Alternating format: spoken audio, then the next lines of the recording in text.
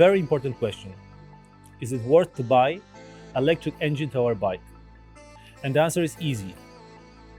If your bike will be staying in a hotel lobby, in a garden of your restaurant, or maybe in an amusement park where it's not changing place of work too much, then you don't need it. But if you'll be riding in a city and you'll be driving to your place of work even 2 or 3 kilometers, I think it's worth it. The total weight of bike can be 300-400 kilos with equipment. That's a lot.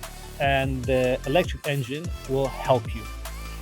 We are installing Bafang engines, 500 watts, so they are very strong, very powerful.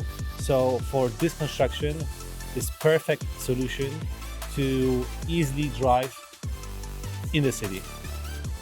Let's check it.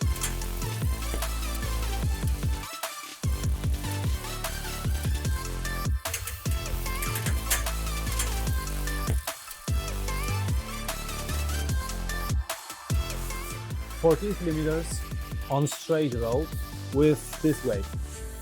I think it's not bad. If you have a more question about the engines, just call to us. See you. Bye.